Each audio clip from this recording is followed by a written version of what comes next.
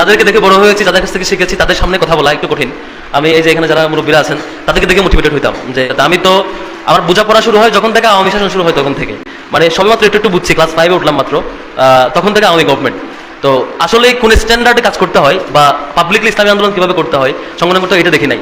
দেখছি কোনটা কেমনে গুলি খাইতে হয়, কেমনে দৌড়াই পালাইতে হয়, কেমনে জেলে যেতে হয়, এগুলো দেখছিস মানে একদম পুরো সময়টা আর কি। তো যাদেরকে দেখতাম, যে আমার লুৎফর ভাই আছে, আমার কাজিন, আমার ফুফাতো ভাই, তো ভাইকে দেখতাম যে হচ্ছে আমার ফুফু এসে বলতো যে আমার ছেলের এখানে এই অবস্থা, এখানে পিটাইছে, এখানে কেটে ফেলেছে, এখানে গুলি মারছে, এই অবস্থা। আবার দেখতাম উনি মাঠে যাচ্ছে আর কি। এগুলো দেখতে দেখতে বড় হয়েছি। ওই ছোট কর্মীরা যেমন জীবন দেয়, একদম যিনি প্রধান, যিনি চিফ, তিনিও ফাঁসি রশির সময় গিয়ে বলে যে আমি কি পাঞ্জাবি পরে যাবো, নাকি পাজামা পরে যাবো, নাকি জুব্বা পরে যাবো, জিজ্ঞেস করে ছেলের কাছে। এরকম ইমানদার লোকেরা উপরে যেমন আছে, একদম কর্মী পর্যন্ত। দেখতে দেখতে শিখতে শিখতে এটুকু আসছি। তো এই ব্যাপার সেটা হচ্ছে কিছু স্মৃতিচারণ করবো, যেহেতু এই এলাকাতে বড় হয়েছে। আপনাদের সামনে আমার গল্পগুলো বলা হয় নাই, কিভাবে সময়টুকু পার করছে, মুভমেন্ট কেমন হয়েছে, দু একটা গল্প বলে শেষ। মসজিদ আছে যে ওই পারে, রাস্তার ওই পারে, ওই মসজিদে আমাদের মাঝে মাঝে সভ্যতারি হইতো। রাতের বেলা এসে এসে লুকায় লুকায় রাত একসাথে নামাজ পড়তাম। আবার কেউ দেখছে কিনা আবার পালায় পালায় চলে যেতাম। তো মাঝে মাঝে এমন হয়েছে আমাদের খাওয়া দাওয়া রান্না করে খাবো, ওই মুহূর্তে শুনতেছি পুলিশ আসছে, খাবার দাবার রেখে রাত 3টা বাজে পালায় আরেক মসজিদে যেতে হয়েছে, গিয়ে আর মসজিদে নামাজ পড়ছে, তারপর কলা বিস্কুট এনে মোটামুটি খেয়ে রোজা রাখছি। এরকম ঘটনা ঘটছে আর কি এখানে। আসসালামু আলাইকুম। এবার নিজ মাতৃভূমিতে ঈদ পূর্ণ মেলার অনুষ্ঠানে বক্তব্য রাখছেন ইসলামী ছাত্র শিবির ঢাকা বিশ্ববিদ্যালয়ের সভাপতি এস.এম. ফরহাদ। এই সময় তিনি স্বৈরাচার ফ্যাসিস্ট শেখ হাসিনার 16 বছরে ইসলামী আন্দোলন কিভাবে করেছেন সেই স্মৃতিচারণ করেছেন। কতটা কষ্ট করে ইসলামী আন্দোলন করেছেন তার এলাকাতে এবং ঢাকা বিশ্ববিদ্যালয়ের মতন জায়গায়। আপনারা জানেন যেখানে শিবির সন্দেহ করে আবরার ফাহাদকে হত্যা করা হয়েছিল, সেইখানে তিনি ইসলামী ছাত্র শিবিরের শীর্ষ দায়িত্ব পালন করেছেন ফ্যাসিস্ট শেখ হাসিনার আমলে। কিভাবে কতটা কণ্ঠকাকীর্ণ পথ তিনি মারি দিয়েছেন এ সম্পর্কে তিনি বিস্তারিত কথা বলেছেন। এমনকি জুলাই বিপ্লবে তিনি কিভাবে অগ্রণী ভূমিকা রেখেছেন সে বিষয় নিয়ে তিনি বিস্তারিত আলোচনা করেছেন। সুপ্রিয় দর্শক, আমরা বিস্তারিত এস.এম. ফরহাদের মুখ থেকে জেনে আসবো।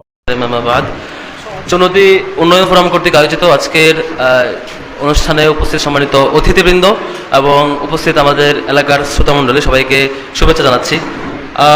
আমি তো এই এলাকাতেই বড় হওয়া। ছোটবেলায় ওই যে খেজুর গাছের ডাল নিয়ে গাড়ি চালাই, তারপরে পুরা এলাকা এলাকা ঘুরে মোটামুটি ঘুরতাম আর কি, নিজের মতো করে সবকিছু। ফজলুল মাদ্রাসায় পড়তাম, এভাবেই দিন গেছে।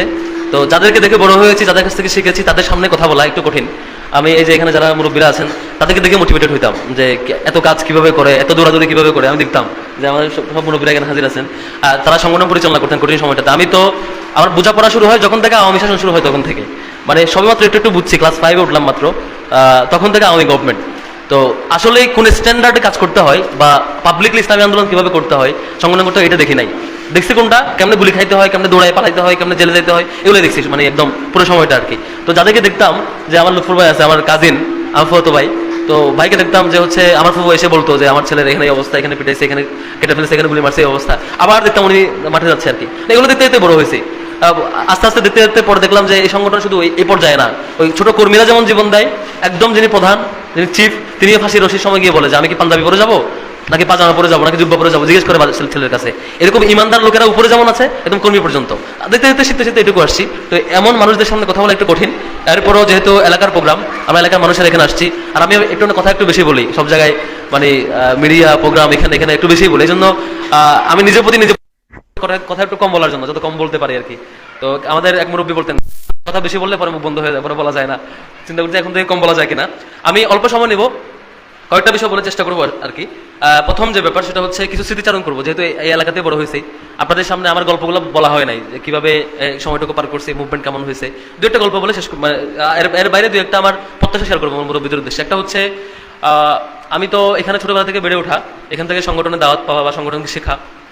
তারপরে পুরো সময়টা এই যে এখানে যারা আছেন, আমাদের রাজা ভাই আছেন, এই যে আলাউদ্দিন আজাদ, একটা টিম আছে যারা আমরা মোটামুটি অলওয়েজ সংগঠনে কেমনে নিজেরা ভালো থাকা যায়, কিভাবে একটু পালায় পালায় বেঁচে থেকে হলেও একটু ভালো থাকা যায়। এদিকে একটা মসজিদ আছে যে ওই পারে, রাস্তার ওই পারে, ওই মসজিদে আমাদের মাঝে মাঝে সভ্যতারি হইতো। রাতের বেলা এসে এসে লুকায় লুকায় রাত একসাথে নামাজ পড়তাম। আবার কেউ দেখছে কিনা আবার পালায় পালায় চলে যেতাম।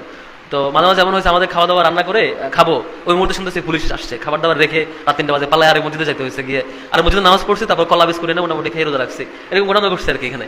তো অনেক সময় এভাবে পার হয়েও সংগঠন করা, এই সংগঠনের মাধ্যমেই আমাদের মূলত শেখা আর কি, সংগঠনটা কেমন করে করতে হয়। তো এটা আমাকে অনেক বেশি কাজ দিচ্ছে। পরবর্তীতে বিশ্ববিদ্যালয়ে যাওয়ার পরে সেখানে দেখি যে বিশ্ববিদ্যালয়ে একটা মানুষ নষ্ট হওয়ার জন্য যত উপকরণ আছে সবগুলো ইউনিভার্সিটিতে রেডি থাকে। একটা শিক্ষার্থী এমন অনেককে দেখেছি, ক্লাস অনার্স ফার্স্ট ইয়ারে গেছে, যাওয়ার পরে হচ্ছে সে 5 ওয়াক্ত নামাজ পড়তো, কোরআন পড়তো সকালবেলা, কিন্তু 5 বছর পড়াশোনা শেষ করে যাওয়ার পরে তার হাতে বিড়ি সিগারেট গাঁজা খায় নষ্ট হয়ে গেছে। এমন বহু শিক্ষার্থী দেখছি। আবার অনেক ছেলে আছে যে সংগঠনের কারণে স্কুলে মাদ্রাসা স্কুল কলেজে সে কিছু শিখে নাই, বিশ্ববিদ্যালয়ে গেছে, সংগঠনের টাচে আসছে, সংগঠন করছে, 5 বছরে গিয়ে সে ভালো একজন নামাজি হয়ে বের হয়েছে। এরকম ঘটনা দেখা হয়েছে আর কি। তো একমাত্র সংগঠনের কারণে, একমাত্র সংগঠনের কল্যাণে আল্লাহর রহমতে এই 5 বছরটা ইউনিভার্সিটি লাইফ ভালোভাবে কাটানো এবং কেমন করে বেড়ে উঠলে বড় বড় চ্যালেঞ্জ কঠিন সমস্যাগুলো মোকাবেলা করা যায় সেটা শেখার সুযোগ হয়েছে। তো লাস্ট এই সময়টাতে এখানে এসে আমাদের মুরব্বীরা বলতো যে কবে এই সরকারের পতন হবে, কবে এই জুলুম যাবে। আমরা বলতাম যে একটু অপেক্ষা করেন, ইনশাআল্লাহ আল্লাহ সাহায্য করবেন। আমরা আমাদের মধ্যে কাজ করতাম বিশ্ববিদ্যালয়ে, কাউকে বলতাম না যে আমরা কি করছি বা আমাদের কি প্রস্তুতি, কাউকে শেয়ার করতাম না। তবে আমি কেউ জিজ্ঞেস করলে বলতাম যে আমরা কাজ করছি, চেষ্টা করছি, একসময় একটা বড় চেষ্টার মাধ্যমে আমরা সফল হবো ইনশাআল্লাহ। তো এরকম অনেকগুলো আন্দোলন ছোট ছোট হয়েছে, আমরা পেরে উঠি নাই, অনেকভাবেই চেষ্টা করছে, 15 বছর ধরে লম্বা চেষ্টা, সফল হয় নাই। তো লাস্ট কোটা আন্দোলনে যখন হয়েছে আমার সুযোগ হয়েছে একদম গত বছরের 5 জুন থেকে একদম জুলাই আগস্ট পুরো 5 আগস্ট পর্যন্ত প্রত্যেকটা সিদ্ধান্ত গ্রহণ, প্রত্যেকটা বাস্তবায়নে সম্পৃক্ত থাকার এরকম সুযোগ হয়েছে আলহামদুলিল্লাহ। এবং কর্মসূচি কি হইতো এটা আমাদের হাত দিয়ে যাইতো, মোটামুটি আমরা আলাপ করে সিদ্ধান্ত নিতে পারতাম। যখন কঠিন সময় এই যে সবকিছু বন্ধ করে দেয়, নেটওয়ার্ক বন্ধ, চারপাশে ফায়ার চলতেছে, সবাইকে উঠে নিয়ে গেছে, তখন পরের দিনে কর্মসূচি কি হবে, কোথায় কি হবে, কেমনে হবে, এই প্ল্যানগুলো আমাদের নেওয়ার সুযোগ ছিল, আমরা নিতাম, সারা দেশ বাস্তবায়ন করতো। এরকম অনেকগুলো বিষয়, যেমন দু একটা কথা খুব খুব আনন্দ লাগতো আর কি। একটা যেমন আপনার 9 দফাটা আপনারা সবাই জানেন মোটামুটি। কঠিন সময় যখন 2-3 জন 4-5 জন মারা গেছে, তখন আমরা 9 দফা টাইপ করে আমি নিজে বসে রেডি করে যখন দিয়ে আমাদের টিমের সাথে আলাপ করে সেটা সারা দেশে এস্টাবলিশ হয়ে যায়। এবং এই 9 দফার আন্দোলনে মোটামুটি মানুষ জীবন দিয়ে দেয় আর কি, একদম এই আন্দোলন কন্টিনিউ করে। পরবর্তীতে আরেকটা ইভেন্ট ছিল, যেমন ওই যে লাল প্রোফাইল দেওয়া, অনেকে ফেসবুকে মোবাইলে দেখছেন লাল প্রোফাইল দেওয়া। তো রাষ্ট্রীয় শোক দিবস ঘোষণা করছে আওয়ামী লীগ যে আগামীকালকে তারা হচ্ছে কালো পতাকা দেবে। তো আমি আলাপ করছিলাম আমাদের ভাইদের সাথে কি করা যায়। তো আমরা তখন সিদ্ধান্ত নিলাম, আমি ভাইদেরকে বললাম যে আমরা কালকে লাল দেই, চোখে মুখে লাল কাপড় বেঁধে আমরা বসে টাইপ করে মোটামুটি রেডি করে দিয়েছি। পরের দিন থেকে ডক্টর ইউনূস, বেগম খালেদা জিয়া, তারপর হচ্ছে আরো যত যত এরকম পপুলার পেজ আছে, বড় বড় পেজ, আপনার সবাই মিলে এটা দেওয়া শুরু করছে। তো এরকম প্রত্যেকটা সিদ্ধান্ত আর কি, এলাকায় যত March for justice, remembering hour heroes, এরকম প্রোগ্রাম, তো আল্লাহ সুযোগ দিয়েছেন প্রত্যেকটা সিদ্ধান্ত নেওয়া এবং পরবর্তীতে সিদ্ধান্ত বাস্তবায়ন, ইভেন গভর্নমেন্ট গঠন, গভর্নমেন্ট পরবর্তী সময় আর গভর্নমেন্ট টিকায় রাখা, আরো যা যা হয়েছে আর কি, সবকিছুতে প্রত্যেকটা জায়গায় সুযোগ ছিল এগুলোতে এঙ্গেজ হওয়ার। এবং এসব জায়গায় এর আগে আন্দোলন অনেক তৈরি হয়েছে, 13 সালে 14 সালে বড় বড় আন্দোলন হয়েছে না, অনেক মানুষ জীবন দিয়েছে, সফল হয় না কেন? কারণ নেতারা বিক্রি হয়ে গেছে। আমরা যেসব নেতা মানছি বিভিন্ন দলের নেতারা আন্দোলনের ক্রিটিক্যাল টাইমে বিক্রি হয়ে যেত। তো সংগঠন আমাদেরকে এমন কিছু নেতৃত্ব উপহার দিয়েছে বিভিন্ন জায়গায়, কেউ কোথাও জীবন দিতে কার্পণ্য করে নাই, বিক্রিও হয় নাই। এই কারণে মূলত এই বিপ্লবটা সফল হয়েছে। বিপ্লবটা এমন কিছু মানুষের হাতে ছিল যারা টাকার কাছে কিংবা জীবনের কাছে কখনো বিক্রি হয় নাই। আলহামদুলিল্লাহ সেই সুযোগটা হয়েছে। এবং এই আন্দোলনটা তো গত 15 বছরের সফলতা। 15 বছর ধরে কত মানুষ যে কিভাবে জীবন দিচ্ছে আপনারা এই এলাকায় দেখছেন, যে আজকে যে মানুষকে এখানে দেখতেছেন তারা মোটামুটি রাতে ঘুমাইতে পারে নাই, বিলে গিয়ে ঘুমাইছে, পালায় পালায় আরেকজনের বাড়িতে ঘুমাইছে, এক একজনের অনেক মামলা আসামি। এই যে একটু আগে আমাদের মোহতারাম মেহমান বলছে যে আমাদের একসময় 10 জন পাওয়া যেত না, কারোর বাসায় আশ্রয় দিলে ভয় লাগতো যে ওরে আমি এখানে আশ্রয় দিচ্ছি, আমার মনে পুলিশ ধরবে, বাড়ি থেকে বের করে দেওয়া হয়তো। আজকে অনেক মানুষ আসছে, এভাবেই হয় দিন শেষে। তবে একটা শপথ এখন নেওয়া দরকার। আপনারা দেখছেন একসময় যারা এখানে বড় বড় গলাবাজি করছে, চাঁদাবাজি করছে, অন্যায় করছে, তারা এখন দেশের বাইরে পালায় গেছে, এমন হয়েছে। এমন তো প্রাইম মিনিস্টার না, প্রাইম মিনিস্টার থেকে একদম ওয়ার্ড পর্যায়ের মেম্বার পর্যন্ত, অথবা মসজিদের খতিব পর্যন্ত, বাইতুল মোকাররমের খতিব থেকে ইউনিয়ন পর্যায়ের ওই যে কি বলে ইসলামী ফাউন্ডেশন নেতা পর্যন্ত সবগুলো পালায় গেছে। কারণ তারা এই অন্যায় করছে, পাপাচার করছে। এখন এটা পারছে কেন?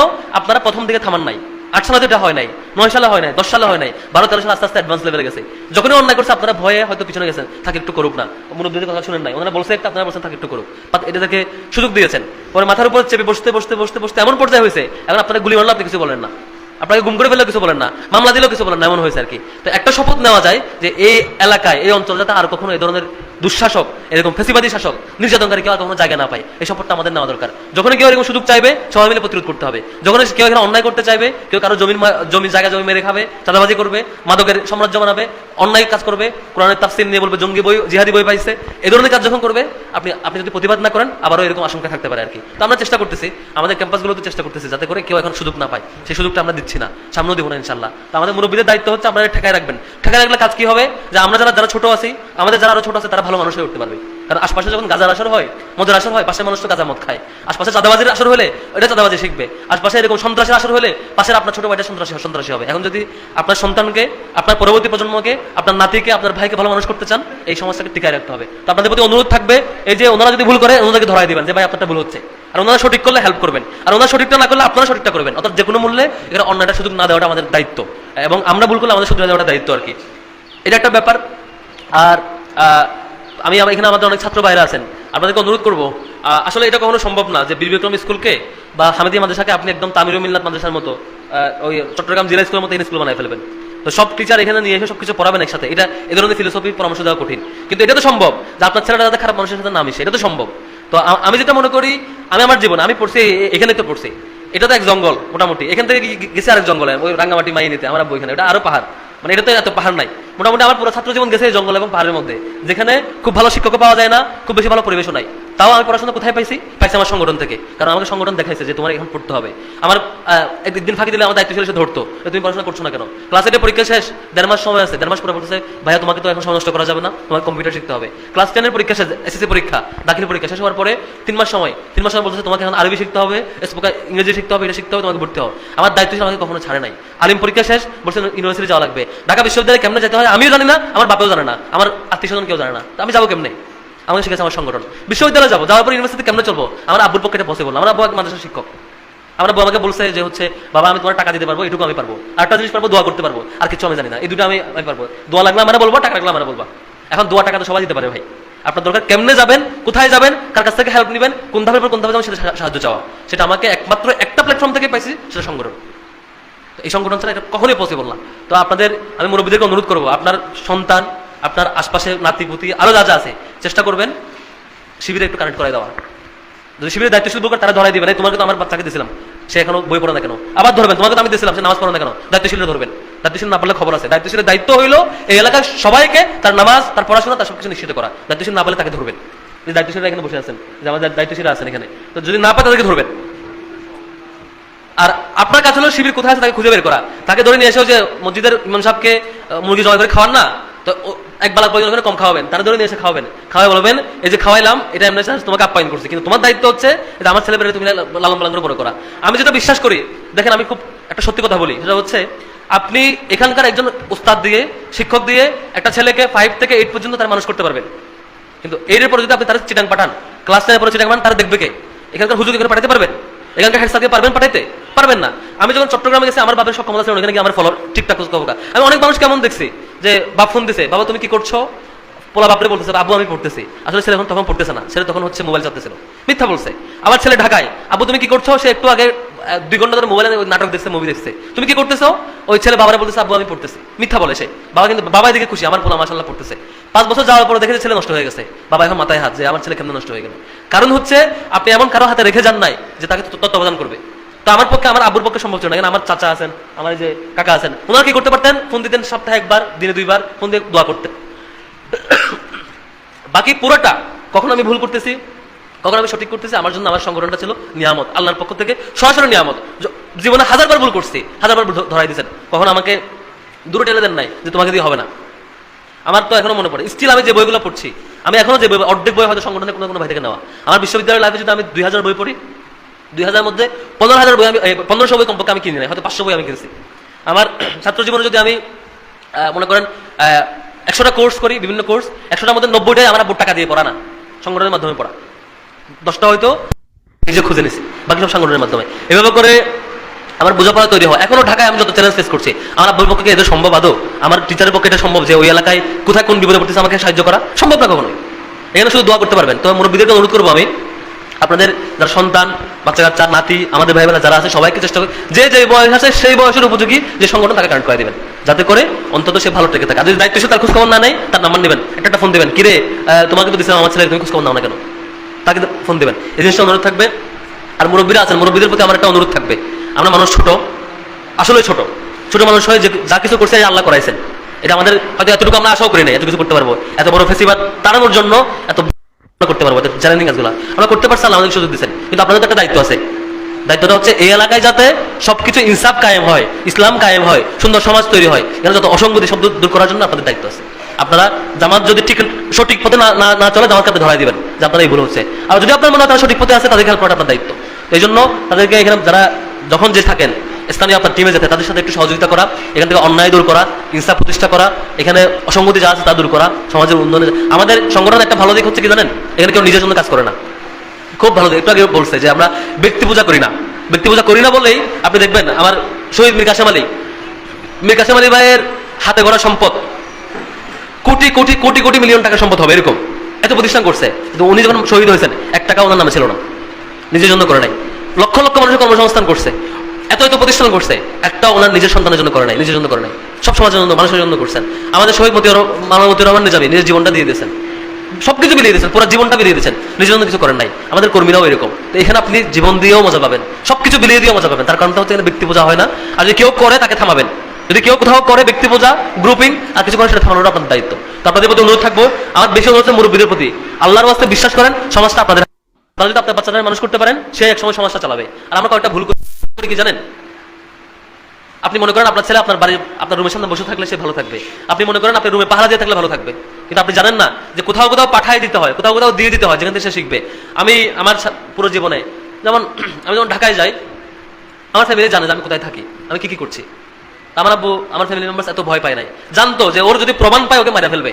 তাও আমার আব্বু এটুকু বিশ্বাস ছিল যে মেরে ফেলে সমস্যা নাই, অন্তত তার চরিত্রটা ভালো থাকবে, নষ্ট মানুষ হবে না অন্তত। এই জন্য করতে পারছে। যদি আমার আব্বু আমাকে এটা করতো যে বাবা তুমি এটা করিও না, করলে তোমার মারা ফেলবে, ধরে নিয়ে যাবে, করবে, সেই করবে, মানে ভয় পেয়ে আমাকে ছোটায় নিয়ে আসতো, হয়তো আমার জীবনটা বাঁচতো, হয়তো আমি মারি খাইতাম না, এটা সত্য, কিন্তু আমার চরিত্রটা নষ্ট হয়ে যাওয়ার যথেষ্ট সম্ভাবনা ছিল। তো বহু মানুষের এরকম জীবন চলে গেছে আমাদের, কিন্তু চরিত্রটা অন্তত যায় নাই। আর বহু মানুষের এমন দেখছি, আল্লাহ করে দুলার বাবার একমাত্র সন্তান, তাকে পালতে হবে, তাকে বড় করতে হবে, তাকে ওখানে যাও না, ওইখানে যাও না, এটা খারাপ, ওইটা খারাপ, এখানে গেলে পুলিশ মারবে, ধরবে, এই ভয়ে তার জীবনও গেছে, চরিত্র গেছে, সবকিছু গেছে। তো আপনাদের প্রতি অনুরোধ থাকবে, এই ভয়টা পাবেন না অন্তত। এই গত আমার পুরো সাংগঠনিক জীবনটাই গেছে মানে কঠিন সময় আর কি। যে কোনো টাইমে এই সম্ভাবনা ছিল আমাদের চোখের সামনে, হয়তো যে মানুষগুলো গেছে সেভাবে চলে যেতে পারতাম, একদম স্বাভাবিক সম্ভাবনা।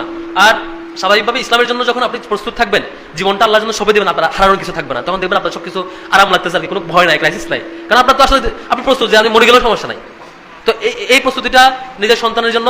আমি আমার আব্বুর একমাত্র ছেলে, আর কোনো ছেলে নাই আমার আব্বুর, আমরা এক ভাই এক বোন, একটা ছেলে আছে, তো সরি একটা মেয়ে আছে, এক ভাই এক বোন। তো আব্বু চাইলে বলতে পারতেন যে আমার একমাত্র ছেলে, যে কঠিন সময়ে এমন হয়েছে যে আন্দোলনের সময় আমার আব্বু 3-4 বার স্ট্রোক করে মানে শুয়ে পড়ে আছে, মানে এরপর আমাকে নিষেধ করে নাই যে তুমি এগুলো করিও না বা আন্দোলন কন্টিনিউ করিও না, একবারও নিষেধ করে নাই। নিষেধ করতে পারতো যে বাবা এগুলো করার দরকার নাই তোমার, আমি অথচ আমি পরে খোঁজ নিয়ে দেখি আমার হাসপাতালে কয়েকবার মানে টেনশনে বেহুশ হয়ে পড়েছিল, এরকম অনেকবার হয়েছে, তাও নিষেধ করে নাই। এই জিনিসটা আপনাদের প্রতি আমি অনুরোধ করবো যে সন্তানকে ভালোবাসেন, ইসলামের জন্য তাকে তৈরি করেন, সন্তানকে আপনার চোখের সামনে সুস্থ শরীর নিয়ে থাকবে, এই জন্য ভালোবাসবেন, এবং এটা যাতে না হয় আর কি। তো আপনাদের প্রতি আমি কথা শেষ করবো, আমি শুধুমাত্র মুরব্বীদের প্রতি অনুরোধ থাকবে আমার, আপনারা যদি প্রস্তুত থাকেন, আপনারা যদি রেডি রাখেন আপনার সন্তানকে, পরবর্তী প্রজন্মকে, আমার বিশ্বাস এখান থেকে আরো বহু মানুষ তৈরি হবে যারা এই দেশটাকে চালাবে, বা এখান থেকে বহু মানুষ তৈরি হবে যারা এই রাষ্ট্রটাকে চালাবে। আমি 5 তারিখের পর থেকে বাংলাদেশের গভর্নমেন্টের এমন কোনো স্টেজ নাই যেখানে আমার অ্যাক্সেস বা বোঝার সুযোগ হয় নাই। একদম প্রত্যেকটা জিনিস কেমনে হয়, কোত্থেকে সিদ্ধান্ত হয়, কিভাবে বাস্তবায়ন হয়, সব নাড়িবুড়ি সব চেনার সুযোগ হয়েছে। যেটা দেখে যা বুঝলাম, সমাজ পরিচালনার জন্য এত মানুষ লাগে না, কাজের 4-5 জন মানুষ তৈরি হলে এনাফ, 2-3 জন মানুষ তৈরি হলে পুরো পৃথিবী পরিচালনা করা সম্ভব। তো এখান থেকে সে মানুষটা তৈরি করবেন। এটা মনে করিয়েন না যে আপনার কাছে টাকা নাই, পয়সা নাই, ভালো স্কুল নাই, এটা দিয়ে হবে না। আমার আব্বুর বেতন ছিল 15,000 টাকা মাসে, 15,000 টাকা রিক্সাওয়ালা কামাই, আর বেশি কামাই। তো আমার আব্বুর কাছ থেকে আমি ছোটবেলায় হয়তো যেটুকু পাঞ্জাবি, মানে যেটুকু ড্রেস, 2টা পাঞ্জাবি, একটা পায়জামা, একটা 2টা লুঙ্গি, এটুকু এগুলোই আমি অভ্যস্ত ছিলাম ছোটবেলা থেকে। আর কখনো আমার কাছে এমন মনে হয় না যে আমি যেটা বিশ্বাস করি, সিরিয়াসলি বিলিভ করি, তো আমার আব্বু আমাকে মানুষের জন্য দিয়ে দিয়েছেন একেবারে, যে তুমি শিখো, কাজ করো, পড়তে থাকো, আর নিজেও নিজে যা কিছু ছিল মানুষের জন্য দিয়ে দিয়েছেন, আল্লাহর কাছে দিয়ে দিয়েছেন, আল্লাহ বাকিটা আমাকে হেল্প করছেন। এবং আমি যদি এখন বাকি সময়টা আমি স্বার্থপর হই, আবার বিপদে পড়বো। আমি স্বার্থপর না হয় আল্লাহর পথে থাকি, আল্লাহ আমাকে হেল্প করবেন। তো মুরব্বীদের প্রতি অনুরোধ থাকবে, আপনাদের প্রত্যেকের হাতে অনেকগুলো রত্ন আছে, রত্ন। আপনার একটা সন্তান, সেটা রত্ন। আপনার একটা নাতিপুতি আছে, সেটা আপনার রত্ন। যে রত্নটা আছে সেটাকে সমাজের জন্য তৈরি করে দিন, আল্লাহর কাছে সঁপে দিন, আল্লাহকে দিয়ে দিন, আল্লাহ তাকে তৈরি করবেন ইনশাআল্লাহ। আমাদের কাজ হচ্ছে সমাজটাকে তৈরি করা। আগামী একটা কঠিন সময় আসতেছে, নির্বাচনের টাইম, তার আগে আরো সময় আসতেছে। এই সময়টা পর্যন্ত নিজেকে প্রস্তুত করেন, অন্তত যে হায়াতটা আছে সেই হায়াতের মধ্যে একটু রিভিউ করা দরকার, যে আমি কি আদৌ ইসলামের জন্য নিজেকে তৈরি করেছি, শুধুমাত্র নামাজের জন্য কি আমি সীমাবদ্ধ? আমাদের মাওলানা মওদুদী খুব সুন্দর করে উদাহরণ দিয়েছেন, যে হচ্ছে নামাজটা হলো একটা রিমাইন্ডার, যে দিনে ফজর একবার আপনারা স্মরণ করাই দেয়, সারা রাত কি করছিল একটু স্মরণ করো, আবার দুপুর পর্যন্ত কি করবো একটু পরিকল্পনা করো, দুপুরে আবার স্মরণ করাই দেয়, যে ফজর থেকে জোর পর্যন্ত কি করছো, জোরটা হচ্ছে ওই অ্যালার্মের মতো, মোবাইল অ্যালার্ম পর্যন্ত অ্যালার্মের মতো, যে এতক্ষণ কি করছি, সামনে কি করবো, আসার সময় আবারও সেম রিমাইন্ডার, বারবার রিমাইন্ডার দেয় সারাদিন কি করছেন। এখন প্রশ্ন হইলো, আমি কি আমার ইসলামটা শুধু নামাজের মধ্যে রাখছি, নাকি নামাজ কি কি স্মরণ করা যায় সেটা ফলো করছি? তো পূর্ণাঙ্গ ইসলাম বুঝতে হইলে কোরআনে কি কি বলছে সেটা বোঝা দরকার। আর আমি কোরআন এত কষ্ট করে বুঝে তফসির পড়া সেই বয়স আমার নাও থাকতে পারে, কিন্তু সংগঠন আপনাকে সিলেবাস তৈরি করে দিয়েছে, সংগঠন আপনাকে ভালো লেকচার তৈরি করে দিয়েছে, সংগঠন আপনাকে আপনি যে পর্যায়ের মানুষ সেই পর্যায়ের কন্টেন্ট তৈরি করে দিয়েছে, বইপত্র, আলোচনা, ছোট ছোট প্রোগ্রাম, যেখানে ইসলাম আসলেই আপনার পারিবারিক জীবন, ব্যক্তি জীবন, সাংগঠনিক জীবন, রাজনৈতিক জীবন, অর্থনৈতিক জীবন, সব জীবনে ইসলামটা কেমন হতে পারে সেটা শিখাই দিবে। এই জন্য আপনার মতো করে সংগঠনকে বোঝার সুযোগ তৈরি করা দরকার। আমার মনে হয় এই সমাজটাকে আমরা এখানে যে মানুষগুলো আছি, এই মানুষগুলো তৈরি থাকলে এই অঞ্চলটা এখান থেকে ইসলামকে কেউ সরাই ফেলবে, সংগঠনকে কেউ সরাই ফেলবে। আমরা যে অবস্থায় পড়ছিলাম, আমরা এখনো মানে ভয় লাগে আর কি, রাজা ভাই জানে, আমরা নামাজ পড়বো একটা মসজিদে রাতের বেলা, আমাদেরকে পালায় এখান থেকে একটা মসজিদে যাওয়া লাগছে, আমরা একসাথে সেহরি করবো, খাবার দেখে দিয়ে পালাইতে হয়েছে। আমরা আমরা আসলে এরকম স্থিতি আর চাই না আর কি। তো আপনাদের কাছে অনুরোধ থাকবে, আপনাদের পরবর্তী প্রজন্মের জন্য একটা ভালো জিনিস রেডি করে দিয়ে যান, এখানে আমরা আরো মানুষ তৈরি করবো ইনশাল্লাহ। আমার দিক থেকে হেল্প করার সুযোগ আছে। এখানে যদি কোনো শিক্ষার্থী পড়াশোনার ক্রাইসিসে থাকে, বেতন দিতে পারে না, বা হচ্ছে ইউনিভার্সিটিতে যাবে, কোনো ভালো প্রতিষ্ঠানে পড়তে হবে, দেশের বাইরে যাবে, আমার সাথে একটু কানেক্ট করে দিবেন। আমার দিক থেকে যে কোনো উচ্চশিক্ষা, যে কোনো পর্যায়ে সহযোগিতা করার সেই সুযোগটা আছে, আমি আমার দিক থেকে সহযোগিতা করবো ইনশাল্লাহ। আল্লাহ রাব্বুল আলামিন আমাদের মাওলানা দেলোয়ার হোসেন সাঈদীর ফাঁসির রায় দিন, যেভাবে আপনার জীবন দেওয়ার জন্য মাঠে নেমে গেছিলেন, তো এটা তো মাঠে নামছেন। তো প্রতিদিন যাতে আমাদের কাছে মাওলানা দেলোয়ার হোসেন সাঈদী যে সমাজের জন্য জীবন দিয়ে দিয়েছেন, সেই সমাজটা আমরা কায়েম করতে পারি, সেই সমাজের জন্য আমরা প্রস্তুত থাকতে পারি। আল্লাহ রাব্বুল আলামিন সেই আমাদের তৌফিক দিক। এবং আমাদের এখানকার মোহতারাম মেহমানরা দীর্ঘদিন যে সংগ্রাম করছে, সেই সংগ্রামের কাঙ্ক্ষিত সমাজ আমরা এখান থেকে ইনশাল্লাহ, সেটার স্লোগান, সে নেতৃত্ব এই অঞ্চল থেকে চাই ইনশাল্লাহ। আমরা পারবো ইনশাল্লাহ, আমাদের কবুল। সুপ্রিয় দর্শক, ঢাবি শিবির সভাপতি এস এম ফরহাদের এই বক্তব্য আপনারা কীভাবে দেখছেন, অবশ্যই আপনাদের মূল্যবান মন্তব্য কমেন্ট বক্সে জানাবেন। সবসময় সত্য নির্ভর তথ্য পেতে স্বাধীন বাংলা টিভি ইউটিউব চ্যানেলটি সাবস্ক্রাইব করে আমাদের সাথে থাকুন। আসসালামু আলাইকুম রহমতুল্লাহি ওয়া বারাকাতুহু।